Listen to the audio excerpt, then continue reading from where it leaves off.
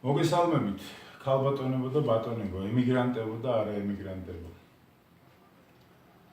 აი ეხლა ხანს დამილიკა ჩემმა მეგობარმა და თანამებრძოლმა დასავლეთ საქართველოდან, აბაშის რაიონიდან და მითხრა ასეთი რამ, რომ აღშფოთებული იყო, რომ ჩემ სოფელშიო გაიყიდაო სახლიო. იყიდაო ეს სახლიო ირანელმა. ეხლა ხალხი, ადამიანები ამას უკვე ძალიან მტკივნეულად განიცდიან, ისეთი ფონია ქვეყანაში შექმნილი ამდენი მიგრანტის, ამდენი უცხოტომელის შემოდინების და განსაკუთრებით იმ ქვეყნებიდან, რომლებსაც აი გეოსტრატეგიული, გეოპოლიტიკური დაინტერესება აქვს ჩვენი ტერიტორიით, ისტორიულად. ეხლა რა თქვა ამ ადამიანმა, რომ ამ ირანელსო ცოლი ყოლე ქართველია. მე აღმოჩნდა, რომ ეს ქართველი ცოლი მისი არის ფიქტიური ქორწინების შედეგი. ეხლა უკვე ამ ტენდენციებთან აქვს საქმე. ჩვენ გავართ და ყოველთვის ვამტყუნებთ, გასაგებია ეს მთავრობა რას წარმოადგენს და რითი არიან ისინი დაკავებული ყველა მიმართულებით ანტიქართული მოქმედებით. ამას უკვე აღარ უნდა დიდი შეფასებები და დიდი ჟაბასი ჩვენი მხრიდან, მაგრამ ჩვენ ქართველები ამ ქვეყნის მკვიდრები, მოქალაქეები ჩავდივართ უკვე ისეთ საქციელს, რომელიც აი ყოვლად გაუმართლებელია. დღევანდელ ამ ძიმე სიტუაციაში, როდესაც სახელმწიფო გვეკარგება, როდესაც ამდენი ემიგრანტია გასული ქვეყნიდან, ამდენი ცარიელი ადგილია დარჩენილი, ამდენი სახლია სოფელში დაცარიელებული, ჩვენ ხელს უწყობთ შემოდინებას უცხოტომელების.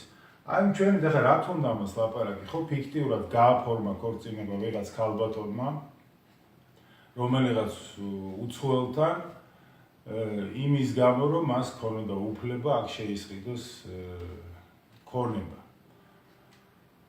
ამას წინათ კიდე მესაუბრებოდა ერთ-ერთი სერიოზული ბიზნესმენი, რომელიც ამბობდა ასეთ რაღაცას, რომ მიწის ყიდვა მინდოდაო კახეთშიო და ვერ ჩავასწარიო, იმიტომ რომ სოფელმა თვითონ გაყიდა 120 ჰექტარიო არაბზეო. ესე იგი, საქმე გვაქვს რასთან, იცით, სრულებით სახელმწიფოებრივ უპასუხისმგებლობასთან.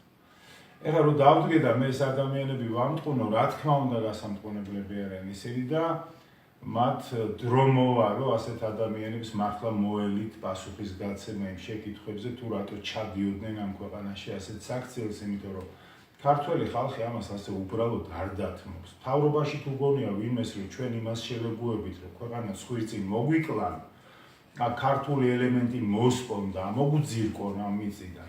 ძალიან შემცდა რა ვინმე, იმიტომ რომ ეს გამოიწვევს ქვეყანაში სისხლის ზღვას. პირდაპირ ვამბობ ამას, წავა შეუქცევადი პროცესები და პირველი დარტყმის ქვეშ აღმოჩნდნენ ის ადამიანები, ვინც ამას ჩადის ამ ქვეყანაში, ვინც ამას აკეთებს, ვინც ყიდის ჩვენს მიწას და ჩვენს სახელმწიფოს, ვინც ღალატობს ჩვენს ფასეულობებს. მე უბრალოდ მინდა გითხრა და შეგახსენოთ კიდევ ერთი რამ. ეს ყველაფერი გამოწვეულია იქიდან პირველ რიგში, რომ საქართველოში გვაქვს იდეოლოგიური ვაკუუმი, ქართული იდეოლოგია ქართველებს არ აგვაქვს.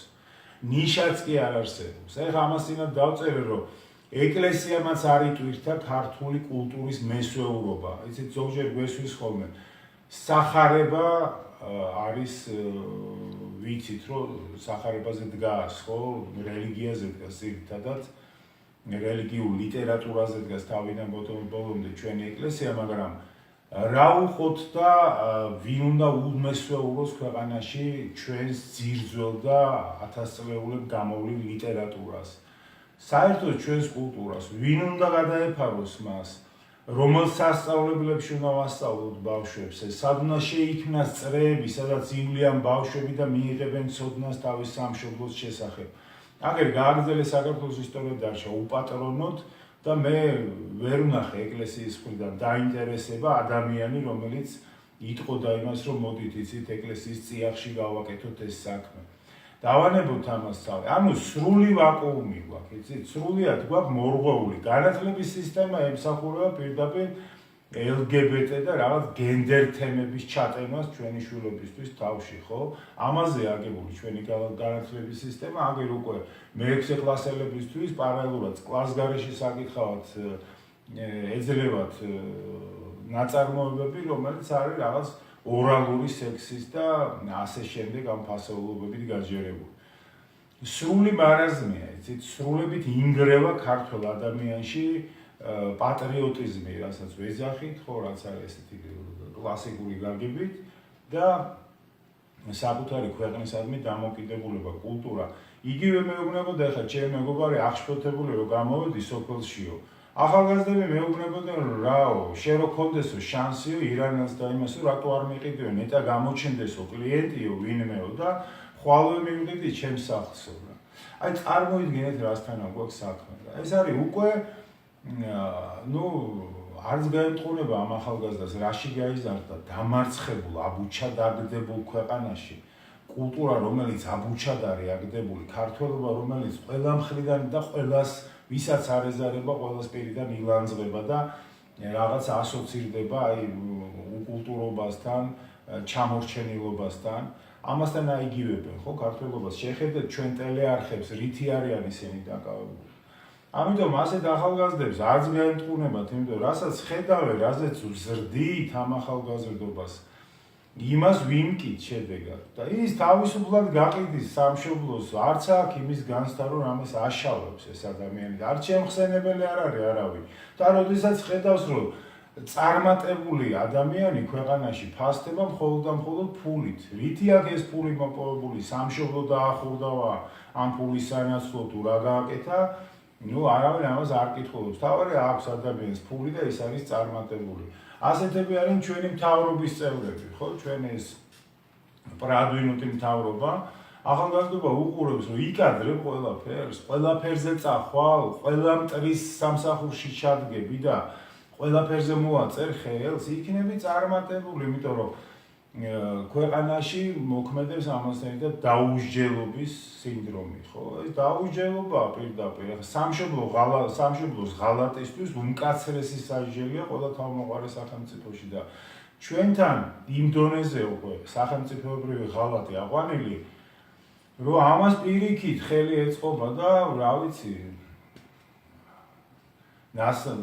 ნასაზრდოებია ისევ ჩვენი მხრიდან, იმიტომ რომ წაყრუება ქართველებს გვექცა რა გითხრათ, აბა ჩვევად ჩამოგვეყალიბდა და უკვე რომ სხვისი ჭირი, ღობის ჭირი, რატომღაც სხვისი ჭირი გონია ის, რომ ქვეყანა გვინადგურდება და თითოეულ ჩვენგანს გონია, რომ ამას ჩვენს გარდა კიდევ ვიღაცა მიხედავს. მერწმუნეთ, ამის მიმხედავი ქვეყანაში უკვე აღარავინ აღარ არის.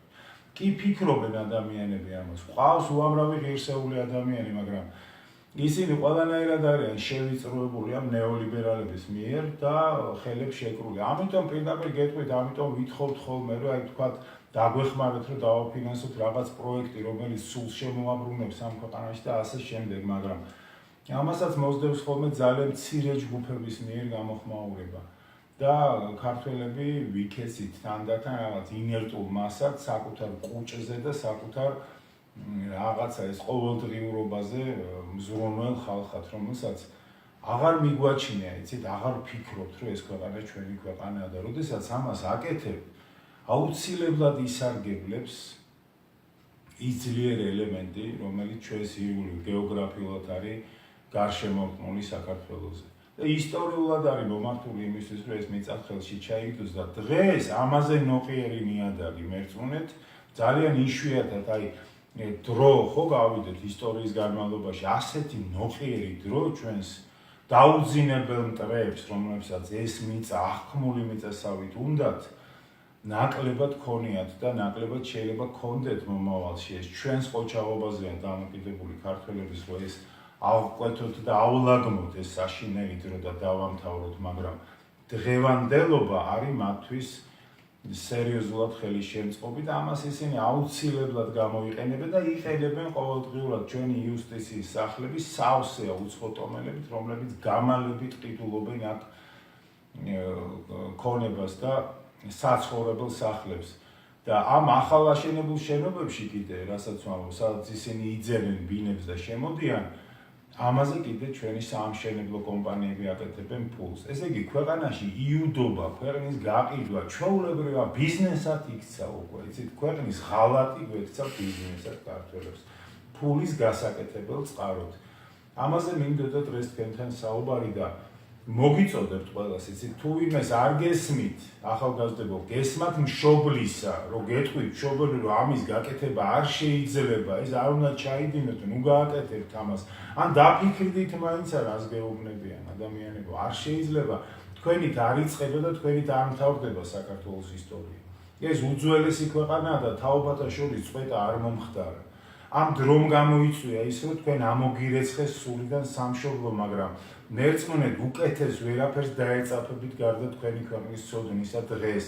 იმიტომ რომ იქნებით აღჭურულები და ბედნიერები მთელი ცხოვრება თუ მესოურები გახდებით ამ თქვენი სამშობლოსით, რომ დრო მოგივათ, ღმერთმა დაიფაროს.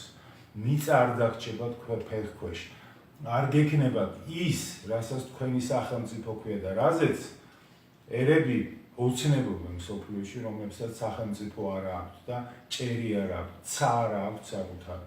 ჩვენ ეს შევგვჭა წინაპრებისგან და ამას მოვлаჭირდება, თორე დავკარგავთ იმას, რაზეც გავართ საუკუნეებია. მადლობთ ყურადღებისთვის, მომავალ შეხვედრამდე.